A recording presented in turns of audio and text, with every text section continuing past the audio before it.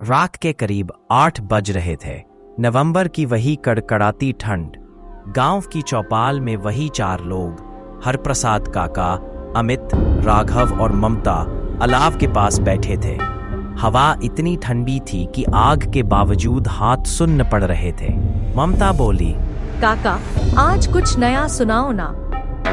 ऐसी कहानी जिसमें डर हो, रहस्य हो और रूह कांप जाए। ठीक है ममता, आज जो सुना रहा हूँ वो कहानी नहीं, सच है। इतना सच कि आज भी उस रास्ते पर लोग अकेले नहीं जाते। तीनों लोग चौंकन्ने हो गए। ये बात बहुत पुरानी है। नवंबर की वही ठंडी रात, गांव में सन्नाटा, हवा सरसराते पेड़ों को हिलाते हुए बाजू से गुजर रही थी। मेरे चाचा शरद चाचा अपने दोस्त की शादी से लौट रहे थे।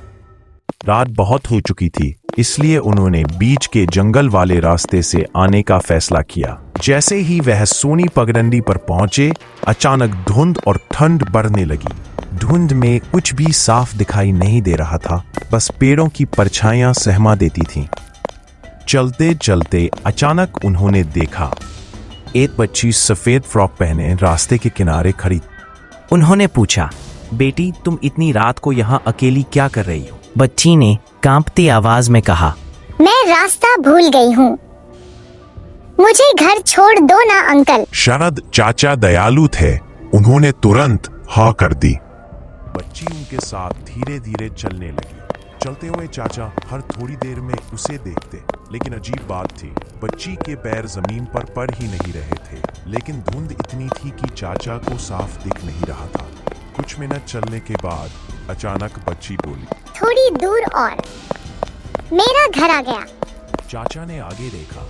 पगडंडी के किनारे एक टूटा हुआ काला ध्वस्त सा कच्चा घर था। दरवाजे पर ताला लटक रहा था, जैसे कई सालों से वहां कोई रहता ही ना हो। चाचा बोले, ये तुम्हारा घर कैसे हो सकता है?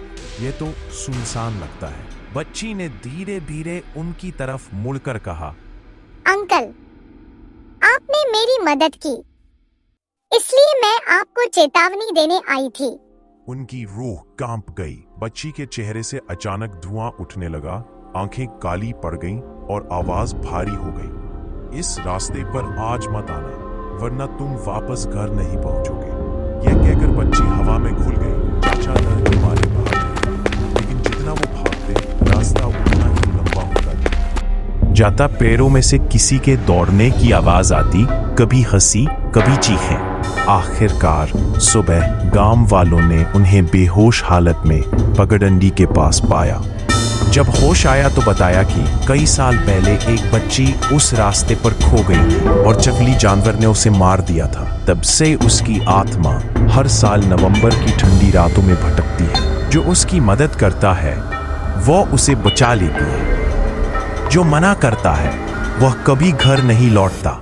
यस, हरप्रसाद काका ने कहानी खत्म की और आग की लपटें ऊंची हो गई। ममता थरथरा गई, अमित और राघव भी चुप हो गए। काका ने अंतिम बात कही, याद रखना, ठंड और धुंध वाली रात में उस पगडंडी से अकेले मत गुजरना, नहीं तो अगली सुबह तुम्हारा नाम भी गांव की किसी कहानी में होगा।